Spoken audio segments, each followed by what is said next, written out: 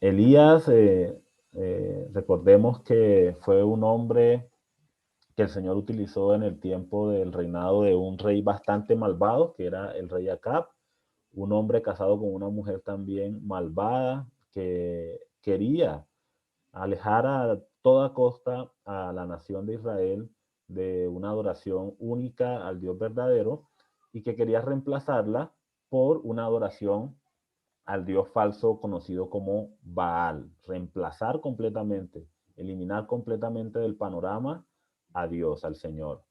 Sin embargo, aparece este hombre llamado Elías, cuyo nombre significa el Señor es mi Dios, y este profeta es utilizado por Dios para transmitir un mensaje bastante fuerte y bastante radical al rey Acab, el mensaje que ya hemos leído y hemos mencionado en varias oportunidades, en el cual el profeta, hablando por supuesto en la presencia del Señor y en el nombre de Dios, le dice al rey Acab que no va a descender lluvia durante 3 años y medio, sino solamente hasta que el profeta anuncie nuevamente el mensaje, por supuesto también dado por el Señor, de que la lluvia podía descender otra vez a la tierra. Esto trajo consecuencias para la vida de Elías, eso lo veíamos el pasado miércoles que estuvimos en nuestro tiempo de oración. Esto trajo consecuencias para él, tuvo que esconderse, su vida corría peligro. Sin embargo, en ese momento Dios le dio al profeta también, por medio de su palabra, las indicaciones necesarias para que él se encontrara en un lugar seguro. Dios proveyó para su profeta la provisión material, no le faltó absolutamente nada al siervo del Señor. Y de la misma forma también Dios proveyó protección para el profeta Elías. Y Elías confió en la palabra de Dios y fue obediente al Señor en ese momento. También hablamos un poquito acerca de la vida de oración del profeta Elías y cómo Santiago, en la epístola de Santiago, capítulo 5, versículo 17, se nos habla de cómo Elías, aunque era un hombre semejante a nosotros, con pasiones semejantes a las nuestras, un ser humano común y corriente, oró fervientemente para que no lloviese y luego del periodo establecido por el Señor, y cuando Dios se lo indicó, el profeta oró nuevamente para que lloviese sobre la tierra, recordándonos que la oración eficaz del justo puede mucho. Eh, no somos nosotros, por supuesto, los que lo hacemos, pero qué privilegio tan maravilloso, hermanos, el que Dios nos ha concedido de participar en la realización de sus planes y sus propósitos a través de la oración. Él nos muestra su voluntad en su palabra, nos manda que oremos y como respuesta a la oración, Dios hace cosas extraordinarias, increíbles, para la gloria de su nombre y por supuesto para bendecir a los suyos, a su pueblo. Y a través de esto el Señor nos anima que también nosotros con fe, con confianza, elevemos súplicas delante del Señor porque nuestro Dios, queridos hermanos, es poderoso para responder. Y el día de hoy vamos a finalizar con el estudio que tenemos de Elías. No lo hemos dicho todo, por supuesto. En la palabra del Señor encontramos en Primero de Reyes, desde el capítulo 17 hasta el capítulo 21. Son pasajes en los cuales encontramos mucha información, mucha enseñanza de la vida de Elías. También lo encontramos en el segundo libro de Reyes, en los capítulos 1 y 2. Eh, Muchas cosas que nosotros podemos aprender con respecto a él. Sin embargo, yo espero de todo mi corazón que este tiempo que hemos estado compartiendo sobre la vida de este profeta haya generado en cada uno de ustedes interés por saber más, por indagar de una manera eh, personal, ustedes mismos tomar la palabra del Señor y con la ayuda del Santo Espíritu de Dios poder aprender y extraer más enseñanzas y más cosas valiosas que la palabra de Dios tiene para enseñarnos a través de la vida, la experiencia, el ministerio de el profeta Elías. Lo que vamos a estar estudiando hoy, queridos hermanos, tiene que ver con, he puesto a este tema el título de Dios viene al encuentro del cansado. Dios viene al encuentro del cansado. Y vamos a estar basándonos principalmente para este estudio en el capítulo 19 del libro de Reyes, del primer libro de Reyes. Así que quiero invitarlos a que me acompañen allá. Primero de Reyes, capítulo 19.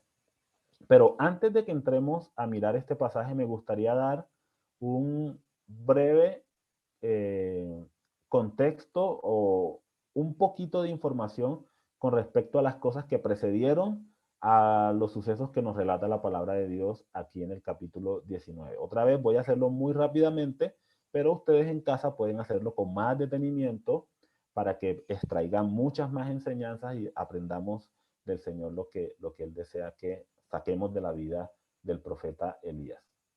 Entonces, en el capítulo 18, que es los acontecimientos previos a lo que vamos a estudiar hoy, el Señor inicia en este capítulo 18 diciéndole al profeta Elías, ve y preséntate delante de Acab, porque yo voy a hacer llover sobre la tierra. Y el profeta Elías, de manera obediente, va y se presenta delante del rey Acab. Acab acusa a Elías de ser el causante de la trágica situación en la que se encuentra la nación de Israel. Sin embargo, Elías le recuerda a Acab que no es por él que estas cosas están pasando. Estas cosas realmente están sucediendo por la desobediencia del rey, por la actitud perversa del rey y por toda esta acción de intentar apartar el corazón del pueblo para adorar a dioses falsos. Esa es realmente la razón por la que estas cosas están aconteciendo ahora en el pueblo de Israel, en la nación de Dios. Y Acab tiene una gran parte de responsabilidad con respecto a eso.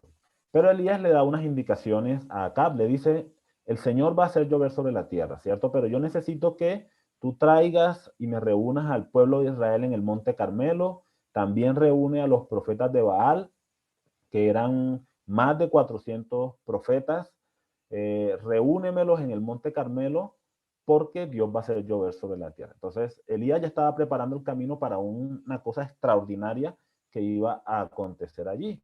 Acab hace de la manera que Elías le indicó, se reúne el pueblo de Israel alrededor de este monte Carmelo, se reúnen también los profetas de Baal y Elías les propone un desafío. Les dice a estos profetas, ustedes van a preparar un sacrificio, lo van a hacer de esta manera, ustedes lo van a ofrecer primero y yo también voy a hacer lo mismo. 400 y pico de profetas, 450 para ser más exactos, preparando este sacrificio, ofreciéndolo a Baal y el profeta de Dios solito ofreciendo un sacrificio a Dios también en ese momento. Y Elías les dice, el Dios que responda por medio de fuego, consumiendo el sacrificio, ese es el verdadero Dios.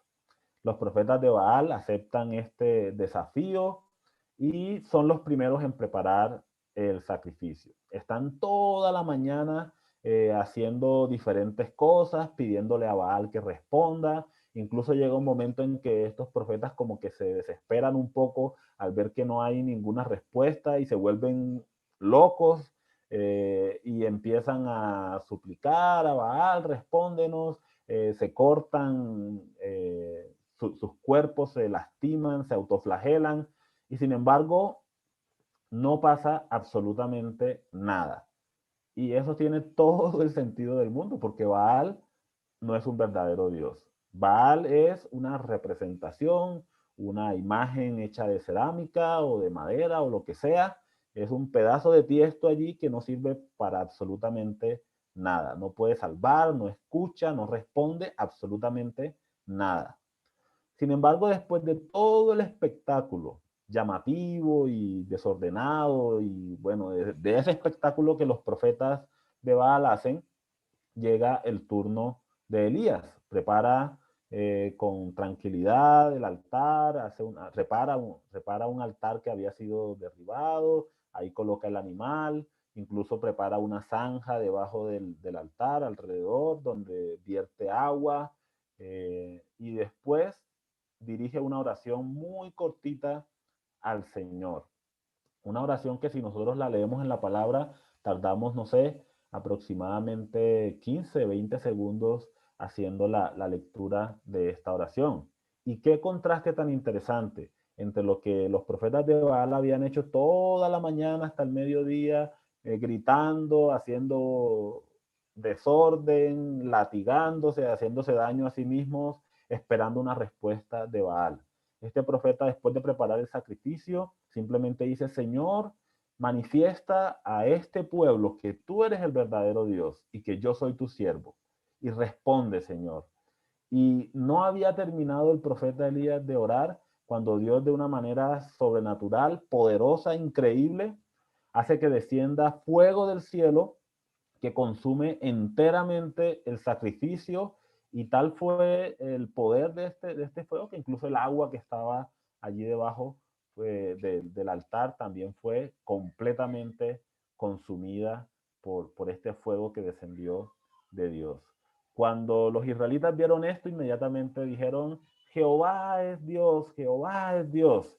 Y Elías mandó al pueblo que atraparan a los 400 y pico profetas de Baal y los degollaran en un río.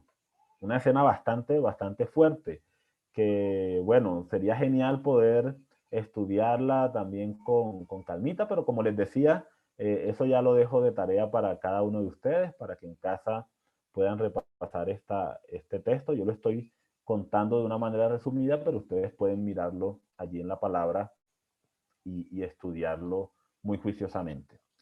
Después de esta escena, Elías va al monte, a la cúspide del monte, ora al Señor y Dios derrama lluvia en abundancia sobre la nación de Israel. Finalizando de esa manera este tiempo de 3 años y medio de sequía, de juicio de parte del Señor para el pueblo. eh, y bueno, esa es la forma como este tiempo finaliza. Pareciera, queridos hermanos, después de esta declaración del pueblo de Israel: Jehová es el verdadero Dios, y después de haber eliminado o quitado a estos profetas falsos que contribuían a la condición moral, espiritual terrible que se encontraba en el pueblo, parecía que el pueblo realmente iba a buscar a Dios de una forma sincera y genuina. Pero parece que este no fue el resultado real de todo esto que aconteció aquí. Tal vez Elías en ese momento, bueno, diría yo, ¿no? Después de una demostración tan radical, tan absolutamente clara de la grandeza, de la majestad y del poder ilimitado de Dios, parecería que después de algo como eso, la nación debería quedar rendida de corazón de manera genuina para siempre delante del Señor. Pero la actitud de Acab y luego la actitud de su esposa nos muestran que eso no fue realmente lo que pasó. Y así llegamos al capítulo 19, versículo 1. Dice la palabra de Dios: Acab dio a Jezabel la nueva de todo lo que Elías había hecho y de cómo había matado a espada a todos los profetas. ¿Sí? Entonces, la implicación de lo que encontramos aquí es que Acab da como una especie de reporte detallado a su mujer y le dice: mira, este Elías hizo esto. eh, Deducimos que él no omite el hecho de que fuego descendió del cielo mostrando la grandeza y el poder de Dios, pero ni él, ni Acab, ni su esposa muestran humildad, no muestran arrepentimiento, no muestran conversión en su corazón. ¿Qué pasa en lugar de eso? Jezabel, la esposa de Acab, se enoja terriblemente contra el profeta Elías.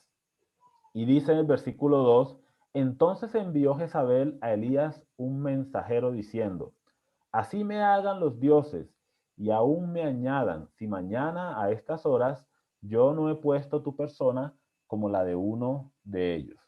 Bueno, es una expresión en un lenguaje un poquito antiguo, pero lo que está diciendo básicamente esta mujer es, me pase a mí, muera yo, si mañana a esta hora yo no te he quitado la vida, ¿sí? Es una amenaza terrible hacia el profeta.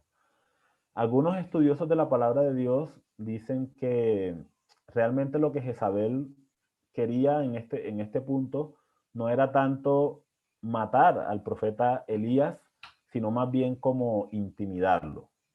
Eso dicen algunos estudiosos. Si esta mujer hubiese querido realmente matarlo o hubiese tenido las agallas para hacerlo, en lugar de enviar un mensajero para avisarle, hubiese enviado a un soldado o a alguien o a un ejército, no sé, o a alguien que intentara arrancarle la vida al profeta Elías. Entonces, con estas palabras, tal vez lo que ella quería era infundir temor en el corazón del profeta Elías y hacerlo que se alejara.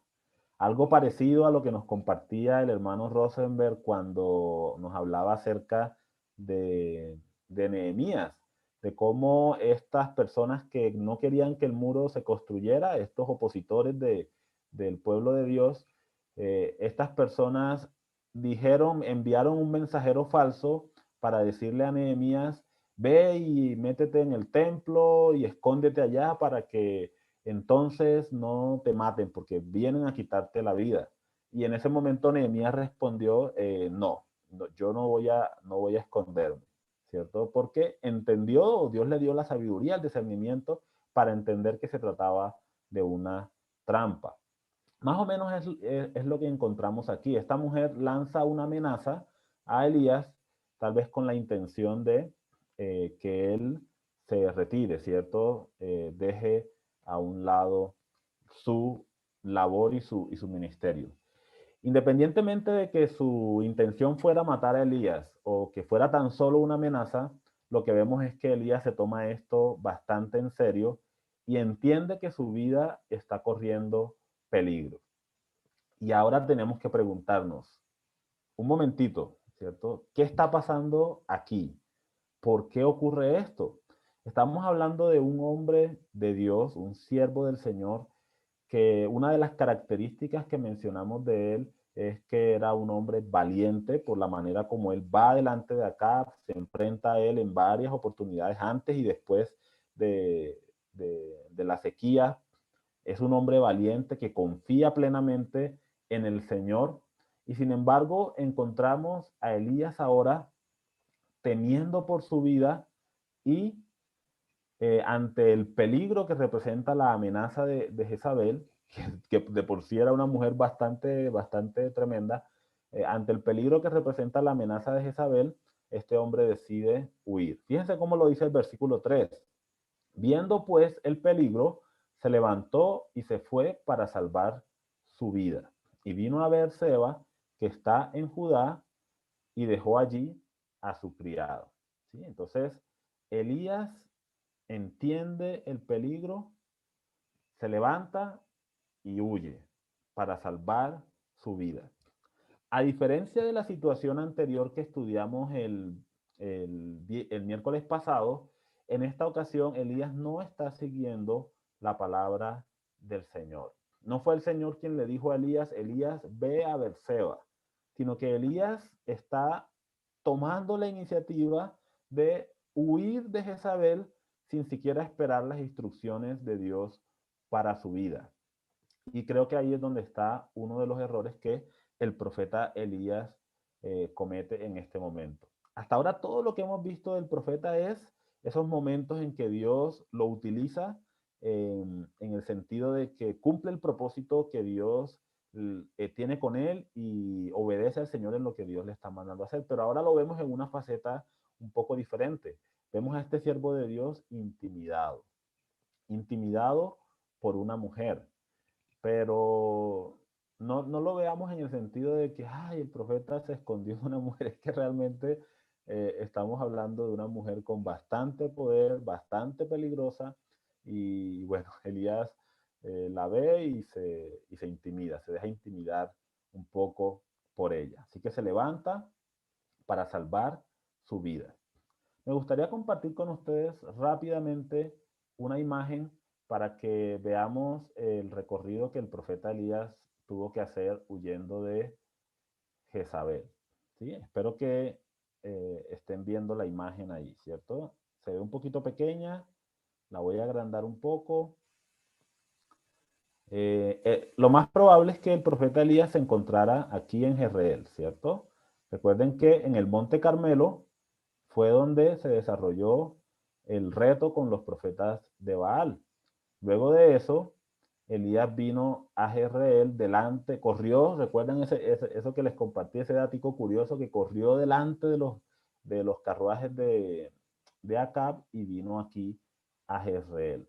Es posible, no lo sabemos con seguridad, que allí estando en Jezreel fue donde Jezabel le envió el mensajero al profeta Elías. Así que este hombre, después de ver eso, dice, bueno, yo me voy de aquí, mi vida corre peligro. Y escapa a una ciudad llamada Beerseba, en el territorio de Judá. Estamos hablando de unos 70 kilómetros aproximadamente entre esa ciudad y Beerseba. Allí en la ciudad de Beerseba, el profeta Elías deja a su criado, al ayudante que él tenía, y emprende un viaje largo, ¿cierto? Hasta el monte de Oreb, que es como una cadena montañosa, dentro de la cual también se encuentra el monte Sinaí. De hecho, a veces el término Oreb y Sinaí se utiliza de manera intercambiable en la Biblia. ¿Sí? Hasta esta zona de aquí viene el profeta Elías haciendo un recorrido por todo este territorio que es desértico. ¿Sí? Listo. Quería que viéramos ese mapita para que tuviéramos una pequeña idea del recorrido que el profeta Elías tuvo que hacer. Y él se fue, versículo 4, por el desierto un día de camino. Después de dejar a su criado en Beerseba, sigue el camino tomando por el desierto, sigue su camino y dice, y vino y se sentó debajo de un enebro. ¿Sí? Esa planta enebro a la que la palabra de Dios hace referencia allí, también les traje una fotografía para que tal vez nosotros tengamos una idea. No podemos decir que era exactamente igual a esa, pero nos hacemos una pequeña idea del recorrido que estaba haciendo el profeta Elías. Entonces allí tenemos esa planta conocida como enebro, o también en otras traducciones de la Biblia se le llama retama. Así que el profeta Elías viene haciendo ese recorrido por el desierto. Dice la palabra de Dios que se sienta allí debajo de la sombra de ese enebro. Es lógico, caminando por el desierto es un viaje agotador. El sol, no sabemos qué tanta agua llevaría el profeta Elías, y encuentra ese árbol espectacular allí donde puede refugiarse un poquito de la sombra, del calor intenso y descansar, porque después de un día de recorrido realmente es algo agotador. Listo, ahí ya les compartí esas dos imágenes para que tengamos esa idea. ¿Por qué está haciendo esto Elías? ¿Qué está pasando con este profeta que ha mostrado confianza, que ha mostrado seguridad en el Señor, que ha confiado en el poder de Dios en otras oportunidades? Uno pensaría, un hombre que ha orado y ha visto esta respuesta tan extraordinaria de no descender lluvia, después ora y fuego cae del cielo, y después ora y desciende nuevamente la lluvia sobre la tierra, sería un hombre a prueba de amenazas. Pero recordemos lo que Santiago nos había enseñado. Elías era hombre semejante a nosotros, común y corriente, y en este momento en particular, este hombre quita su mirada del Señor, y de ahí empieza a desencadenarse toda esta situación. Entonces, versículo 4, volvamos allí. Se fue por el desierto un día de camino, y vino y se sentó debajo de un enebro, y deseando morir se dijo, basta ya, oh Jehová, quítame la vida, pues no soy yo mejor que mis padres. Aquí la palabra de Dios empieza a darnos un poco de una mirada al corazón de Elías. ¿Qué estaba pasando por la mente de este profeta? ¿Qué está pasando en el corazón de Elías? Que él desea morirse. Elías está manifestando aquí cansancio, cansancio. Nosotros podríamos pensar que el hecho de tener que esconderse por 3 años y pico, que el tener que enfrentar a un rey tan perverso como lo era Acab, que tener que enfrentarse a 450 profetas, que experimentar toda esa presión de pronto de ser el hombre que Dios estaba utilizando en esa circunstancia en particular. Esas cosas realmente eh, generan peso y generan carga en el corazón de un hombre. Y, por supuesto, si no estamos dependiendo 100% de la gracia y del poder del Señor, eso nos puede cobrar factura. También pensemos un poco en el cansancio físico que Elías está experimentando. Y otra cosita que mencioné al principio, uno esperaría que después de todas estas cosas que han pasado en este lapso de 3 años y pico, uno esperaría que después de todo esto, por fin este pueblo entienda que el Señor es su Dios. Pero qué frustrante es, después de todas estas cosas, ver que todavía nada, o sea, todavía nada. Acab debía entender que Dios es el verdadero Dios. Esta mujer debía sentirse intimidada por lo menos. Si tal vez no arrepentida o convencida, por lo menos debía guardar un poquito de mesura y de respeto frente a lo que acaba de acontecer. Pero no encontramos eso. Encontramos un rey, una reina con un corazón todavía endurecido y que incluso quieren seguir dando la pelea contra Dios. Y un pueblo que a pesar del llamado de atención de Elías, seguía con su corazón, quién sabe en dónde. No estaban genuinamente interesados en seguir y honrar al Señor.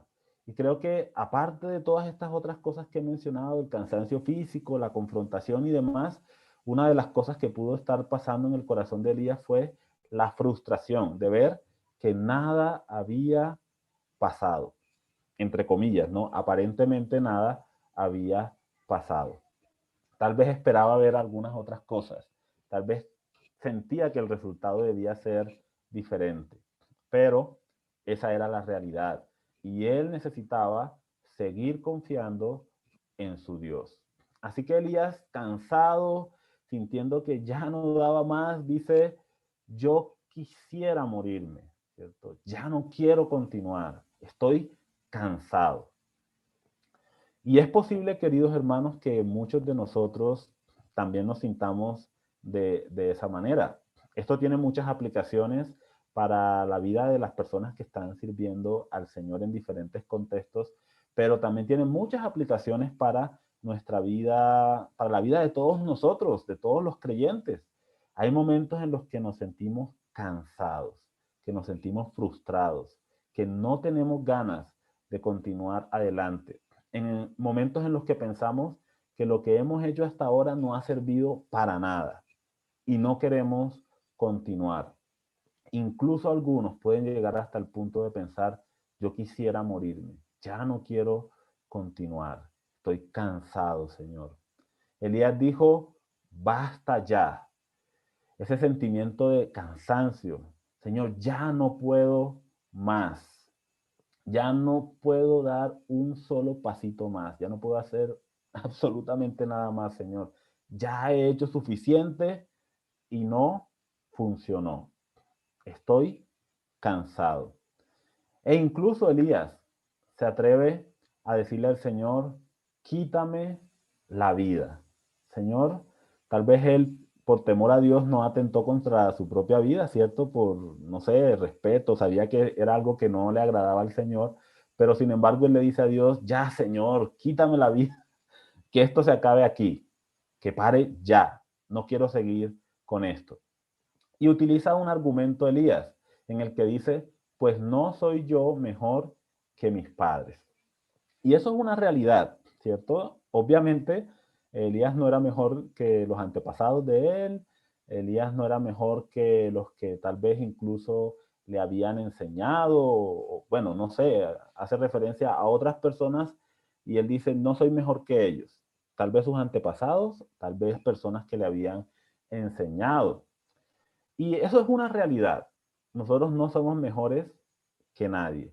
Pero lo que quiero que nosotros notemos aquí es lo que Elías está usando como una justificación para decirle al Señor, ya no quiero más. ¿Sí? A veces nosotros fabricamos mentiras en nuestra cabeza y nos la creemos, nos las tragamos enteritas. Mentiras que a veces dependen del concepto que tenemos de nosotros mismos o incluso del concepto que nosotros tenemos de otras personas. Cuando Dios nos ha escogido para que nosotros hagamos una tarea en particular, nosotros debemos descansar en el Dios que nos ha escogido y que nos ha enviado, en las capacidades que ese Dios nos ha dado. Uno de mis versículos favoritos en la palabra lo expresó el apóstol Pablo y dijo, no que seamos competentes por nosotros mismos para pensar algo como de nosotros mismos, sino que nuestra competencia proviene de Dios, quien nos ha hecho ministros competentes de un nuevo pacto. Es decir, fue Dios quien escogió a Elías para esta tarea, no por sus capacidades, no por su valentía, no porque Elías fuera el raca mandaca más raca mandaca del mundo. Esas no fueron las razones por las que Dios escogió a Elías. Dios escogió a Elías porque Dios es poderoso para usar incluso un vaso tan frágil como él. Pero nosotros, en lugar de descansar en lo que Dios nos enseña, en lo que Dios nos manda, en la elección que Dios ha hecho, nos enfocamos demasiado en nosotros mismos. Y como decía, empezamos a fabricar mentiras en nuestra cabeza. Yo no sirvo para nada, yo no hago nada bien, esto no es lo mío, otros lo podrían hacer mejor, yo soy una vil escoria insignificante, ¿cierto? Y muchas otras cosas como esas. Bueno, muchas de esas cosas son verdad, como lo decía, ¿no? Pero otra vez, no son una excusa para votar y dejar tirado aquello que Dios en su sabiduría y en su soberanía nos ha mandado a hacer. Porque Dios es el que nos capacita para hacer la tarea que Él ha puesto en nuestras manos.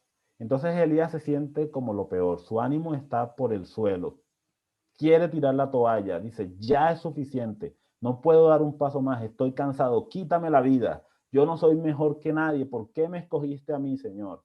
Todas esas cosas están pasando por la mente del profeta Elías. Y solo Dios sabe cuántas mentiras más nosotros permitimos que ronden en nuestra cabeza y que nos alejen y que nos distancien del propósito que Dios tiene para cada una de nuestras vidas. Nosotros tenemos que, con honestidad y delante de la palabra del Señor, examinar nuestros propios corazones y ver si tal vez estamos creyendo muchos de esos engaños y estamos enfocándonos más en nosotros mismos que en la palabra del Señor y lo que Dios nos enseña a través de ella. Entonces, después de estar sentado y de expresar estas cosas, dice que Elías se echó debajo del enebro, se quedó allí dormido, ¿sí? Entonces él como que se deja caer ahí, ¿cierto? Ah, está rendido, ¿cierto? Está cansado, está bastante agotado el profeta Elías. Un cansancio espiritual, pero también vemos que ese cansancio tiene un componente físico, ¿cierto? Todo lo que había pasado lo había agotado y ahora este viaje que él está haciendo también lo agotó. Pero aquí viene lo hermoso, hermanos, lo hermoso. Y es que en medio de nuestras debilidades, de nuestras faltas, de nuestros fracasos, de quienes nosotros somos, de pecadores, de frágiles, de débiles, de insignificantes, aún así, el Dios del cielo nos busca. Y aquí vemos una escena hermosa. Dice que he aquí luego un ángel le tocó y le dijo, levántate, come. Hay muchas cosas que quisiera decir sobre esto, pero bueno, tenemos que limitarnos un poquito, ¿cierto? Viene un ángel enviado por el Señor, le prepara algo de comer al profeta Elías y le dice, levántate, de pronto lo toca así en su hombro, lo mece un poquito, Elías, Elías, levántate y come. Y cuando Elías se levanta, ¿cierto? Y se despereza un poco, ¿qué encuentra? Encuentra al parecer unas piedras allí acomodadas, tal vez con un poco de leña o carbón encendido, y sobre esas piedras o ese carbón o esa leña ahí encendida, Elías encuentra una deliciosa torta que alguien ha preparado. Y también encuentra allí una vasija de agua. Fíjense lo curioso de esto. No fue que Dios puso una torta mágicamente allí al ladito de Elías, sino que alguien, este ángel, llegó, acomodó las piedritas o la leña o lo que sea, la encendió, tomó los ingredientes que haya usado para ello, preparó la torta y la dejó ahí calientita para que Elías se levantara y comiera de ella. Y asimismo también le colocó una vasija, perdón, de agua. Fíjense cómo lo dice el texto. Entonces él miró y aquí a su cabecera una torta cocida sobre las ascuas. Es decir, estaba allí todavía sobre las llamitas, por decirlo así, sobre ese carbón o lo que sea que haya encendido allí el ángel, el fogón, ¿sí? Allí estaba calientita todavía la torta y una vasija de agua. Y Elías comió y bebió y estaba tan cansado el profeta, no dice la palabra que haya dicho gracias o nada, ¿cierto? Simplemente los detalles que la palabra nos da es que él comió y bebió y de pronto muy cansado todavía volvió a dormirse. Pero lo hermoso, Dios viene en busca de su profeta cansado. El título de esta enseñanza que les compartí al principio, Dios viene al encuentro del cansado. Entonces dice que el ángel volvió por segunda vez. Volviendo el ángel de Jehová la segunda vez lo tocó diciendo, levántate y come, porque largo camino te resta. ¿Sí? Nuevamente el Señor envía por sus siervos. Digo que me parece hermoso porque en el Nuevo Testamento nosotros también encontramos un pasaje parecido en el Evangelio de Juan capítulo 21. No lo vamos a leer, pero ustedes lo pueden encontrar en la Biblia y pueden estudiarlo y deleitarse, hermanos, en lo hermoso de ese pasaje. Los discípulos del Señor también están desanimados, piensan que todo ha sido un fracaso, se dejan de lado la misión que el Señor les había encomendado y regresan a la pesca. Y el Señor Jesucristo va al encuentro de estos discípulos suyos que están desanimados. Y allí a la orilla del mar también prepara una hoguera, una cosa allí para cocinar y les prepara comida, cuece pescado para ellos.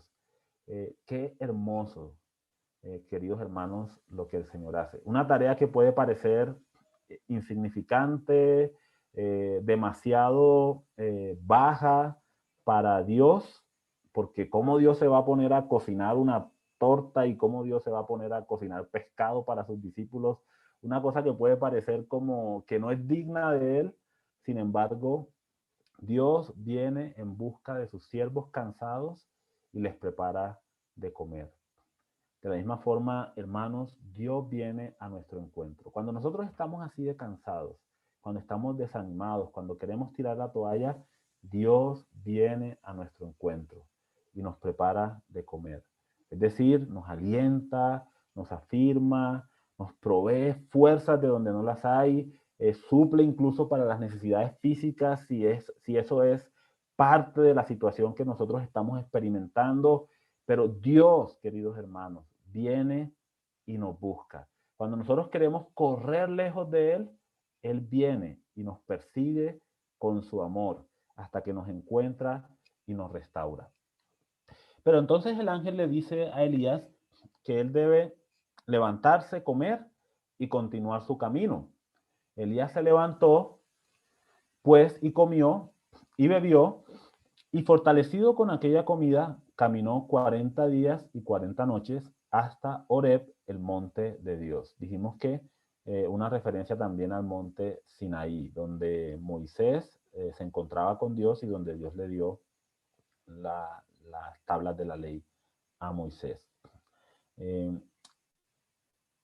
Y allí, versículo 9, y allí se metió en una cueva donde pasó la noche. Entonces Elías continuó, entra a esta cueva y ahí reposó. Después de 40 días y 40 noches que él estuvo caminando por el desierto hasta que llegó a ese monte. ¿Sí? Esta comida que él recibió le dio la fuerza suficiente para hacer eso. Obviamente ahí ocurrió algo milagroso, ¿cierto? Dios le fortaleció de tal manera que él pudo continuar adelante. Y en esa cueva donde el profeta decidió recluirse lo más lejos posible de Israel, lo más lejos posible de la misión que Dios le había encomendado, lo más lejos posible de Acab y de Jezabel, allí en ese lugar Dios viene una vez más al profeta Elías. Y vino a él palabra de Jehová, el cual le dijo, ¿qué haces aquí, Elías? Esta pregunta es bien interesante. Nos recuerda algunas otras ocasiones en las que Dios preguntó cosas a los seres humanos, como por ejemplo cuando Adán y Eva desobedecieron al Señor y se escondieron y cosieron estas vestiduras con hojas de higuera. En ese momento Dios también dulcemente va caminando por el jardín y pregunta, Adán, ¿dónde estás tú? Y el hombre responde cuando Dios le llama. Aquí también Dios viene en busca de su profeta y le dice, ¿qué haces tú aquí, Elías? ¿Qué está pasando? Dios quiere escuchar lo que Elías tiene para decir. Dios lo sabe todo, absolutamente todo, hermanos. Pero Dios desea que nosotros compartamos de manera clara y específica nuestras cargas y lo que nos inquieta en nuestro corazón. Que nosotros lo llevemos delante de Él. Nosotros tenemos que expresarlo, tenemos que sacarlo, tenemos que articularlo con nuestros labios. Él respondió, he sentido un vivo celo por Jehová, Dios de los ejércitos, porque los hijos de Israel han dejado tu pacto, han derribado tus altares y han matado a espada a tus profetas. Y solo yo he quedado y me buscan para quitarme la vida. Entonces aquí Elías tiene sus argumentos, ¿cierto? Estas son las razones por las que yo me siento así. ¿Cuáles son las razones que Elías tiene para huir y dejarlo todo tirado? Él dice, Señor, primeramente, yo he tenido un gran celo por ti y he hecho lo que tú me has encomendado a hacer. Pero parece que la implicación aquí es que nada de esto ha funcionado, Señor. A pesar de que yo he hecho todo esto con un deseo profundo de ver tu gloria, no ha funcionado. Otra vez, desde la perspectiva de Elías, ¿no? Esto no ha servido para nada. ¿Por qué? Porque los hijos de Israel han dejado tu pacto, han derribado tus altares y han matado a espada a tus profetas. Ahora Elías se enfoca en él en primer lugar, pero ahora se enfoca en otros y le echa las culpas de lo que él le está pasando a otras personas. Dice, yo me siento así porque los hijos de Israel, estoy desanimado porque los hijos de Israel no quieren obedecerte, porque ellos han derribado tus altares y porque han matado a tus profetas. Ellos son los culpables de que yo me sienta de esa manera. Fíjense, yo, en primer lugar, el enfoque en mí, pero también el enfoque en las otras personas. Y también Elías se siente de esta manera, le dice al Señor, porque yo soy el único, ¿cierto? Señor, y yo solamente he quedado como tu profeta. Elías creía que solamente a él le pasaban las cosas que le pasaban. Él era el único que estaba en este momento para enfrentar la situación. Y según Elías, no había absolutamente nadie más. Y además de eso, Señor, quieren matarme. Así que Elías también temía por su vida. Y en esta frase él está encasillando todas estas cosas que él siente en su corazón, que son las que han producido esto que él está experimentando. El Señor le dice a Elías, bueno, vamos a hablar al respecto, ¿cierto? Él le dijo, sal fuera, ponte en el monte delante de Jehová. Y he aquí que Jehová pasaba, y un grande y poderoso viento que rompía los montes y quebraba las peñas delante de Jehová. Pero Jehová no estaba en el viento. Y tras el viento un terremoto, pero Jehová no estaba en el terremoto.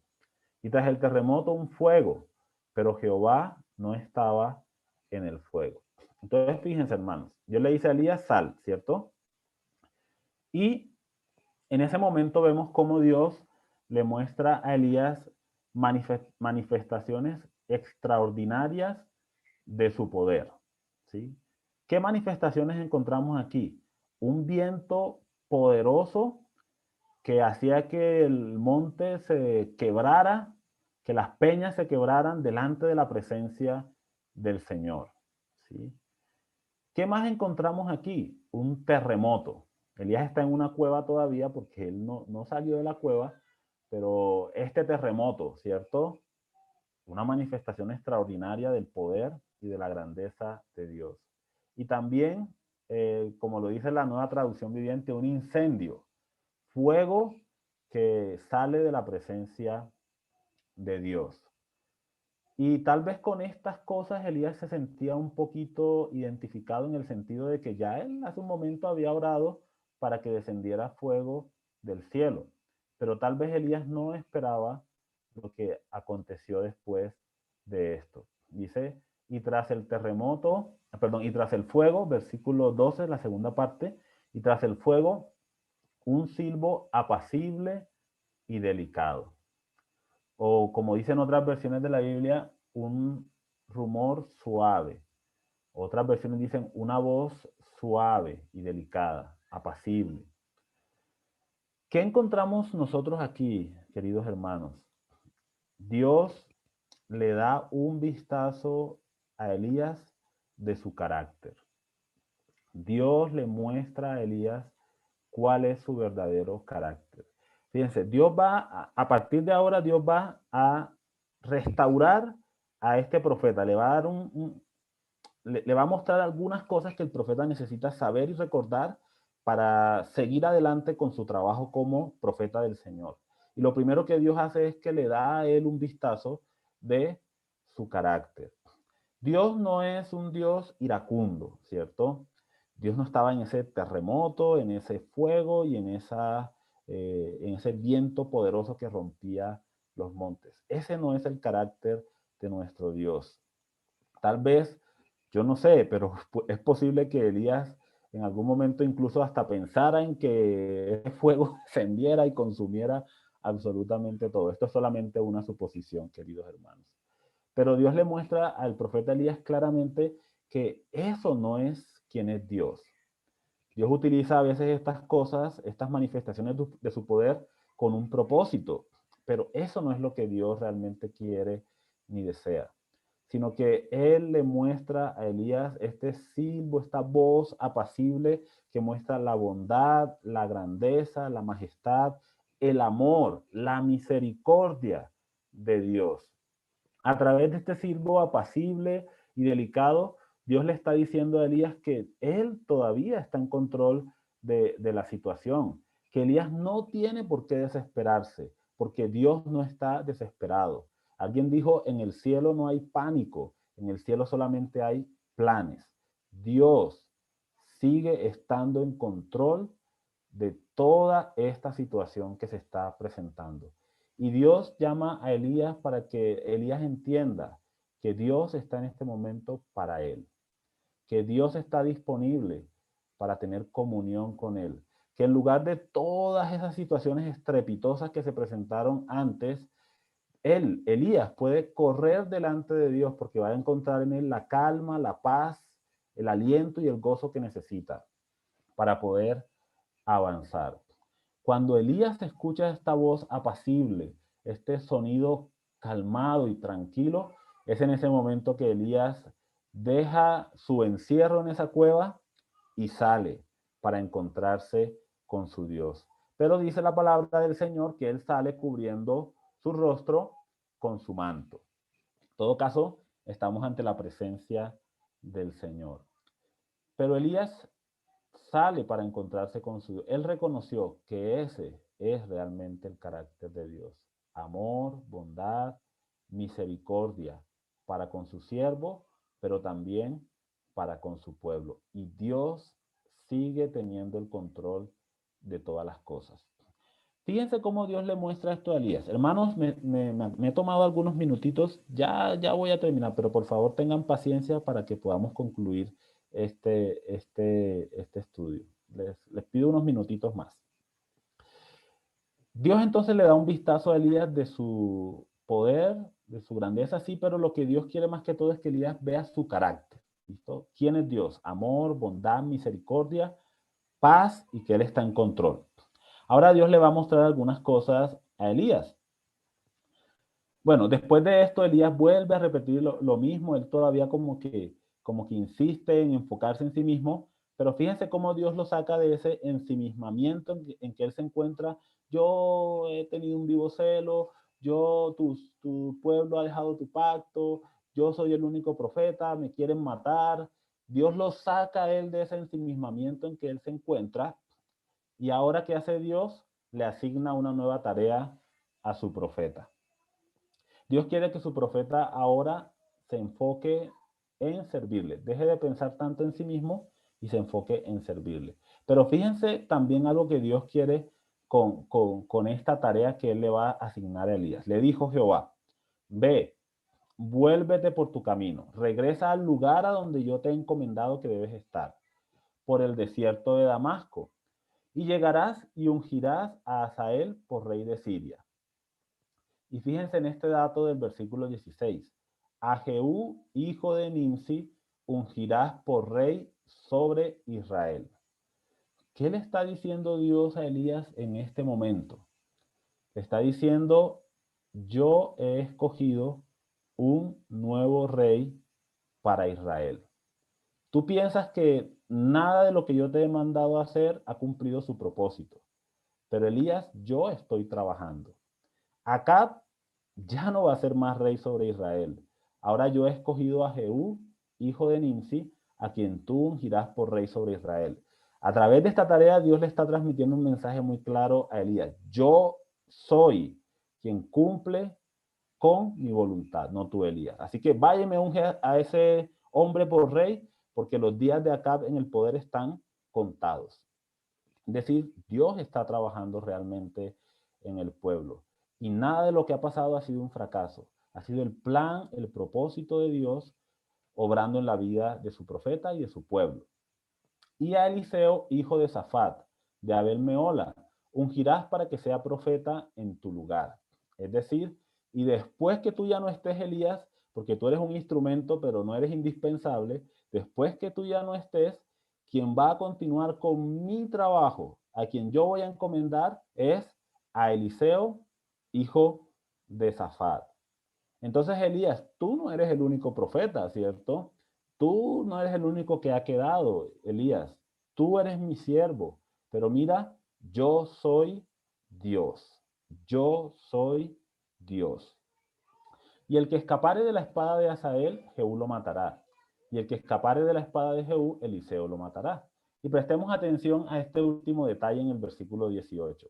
Ahora Dios le recuerda una vez más a Elías que él tiene el control absoluto sobre todas las cosas. Dice el versículo 18, y yo haré que queden en Israel 7,000 profetas, cuyas rodillas no se doblaron ante Baal y cuyas bocas no lo besaron. Elías, yo soy Dios y mis planes y propósitos siempre se cumplen. Entonces, hermanos, ¿qué hacemos cuando estamos profundamente desanimados y cuando queremos tirar la toalla. Bueno, lo primero no es lo que hacemos nosotros. Lo primero es que Dios no nos desecha, sino que Él viene a nuestro encuentro para restaurar nuestras vidas con su gracia, con su amor y con su poder. Y Dios nos recuerda, hermanos, que Él nos ama, que en Él podemos encontrar paz, que en Él podemos encontrar fortaleza. Incluso Dios nos dice, yo no he terminado contigo. Y a veces nos entrega una nueva cosa que Él desea que nosotros hagamos, a través de la cual Dios nos muestra que Él sigue trabajando, que Él sigue en control, que Él es Dios, que Él es soberano y que Él sí o sí va a cumplir sus planes y sus propósitos a través de nuestra vida. Qué bueno que Dios nos respondió la oración de Elías cuando Elías dijo, Señor, quítame la vida. Se hubiese perdido Elías de una gran bendición, porque más adelante, en Segundo de Reyes, encontramos cómo Dios se lleva al profeta Elías en un torbellino de fuego, en un carruaje de fuego, se lo lleva al cielo sin que Elías vea la muerte, sin que este profeta haya pasado por el camino de todos los hombres de haber muerto. Elías, me imagino que estando allá en la presencia del Señor, había pensado, Dios, menos mal que no respondiste a esa oración insensata, necia, que salió de mis labios. Y qué hermoso, mi Señor, es que tú hayas restaurado mi vida y me hayas ayudado a seguir adelante, siéndote fiel y cumpliendo con tus propósitos para mí. Queridos hermanos, si usted se siente cansado, si usted está triste, recuerde que Dios está allí y que sus brazos están abiertos para recibirnos, para sostenernos y para darnos nuevas fuerzas para seguir adelante con lo que Él tiene para nuestras vidas. Muchas gracias por su atención y quisiera invitarlos a que me acompañen a orar. Querido Señor y Dios, venimos ante tu presencia para darte muchas gracias, Dios, por ese testimonio, esa maravillosa enseñanza que nos das a través de la vida del profeta Elías. Como seres humanos nos cansamos y desfallecemos, nos rendimos, Señor, incluso cuando nuestra mirada no está puesta en ti, cuando miramos más a las circunstancias, cuando miramos más dentro de nosotros mismos y, y nos damos cuenta de nuestra incapacidad. Pero gracias, Señor, porque tú nos has prometido eh, fuerzas como las del búfalo, restauración para nuestras vidas cuando estamos desfallecidos y cansados. Tú no nos abandonas, Señor. Tú no nos desechas, sino que vienes a nuestro encuentro y aunque no lo merecemos, Dios, tú nos sirves con amor, nos muestras tu gracia y preparas para nosotros alimento para fortalecernos y para restaurarnos. Gracias porque a través de este siervo tuyo aprendemos eh, tanto de tu gracia, de tu amor y de tu bondad, Dios. Y querido Señor, quiero suplicarte por tu iglesia, por mis hermanos, Señor, que tal vez pueden estar pasando por momentos de desánimo, de cansancio en sus vidas. Ayúdales a recordar, Señor, que tú estás allí, que los amas y que tú continúas en control de todas las cosas. Que no te has olvidado de ellos, Señor, sino que con tu gracia y con tu poder estás allí para socorrerlos y para sostenerles y para ayudarles, sin importar cuáles sean las circunstancias. Gracias, Señor. Oramos en el maravilloso nombre de Jesús. Amén.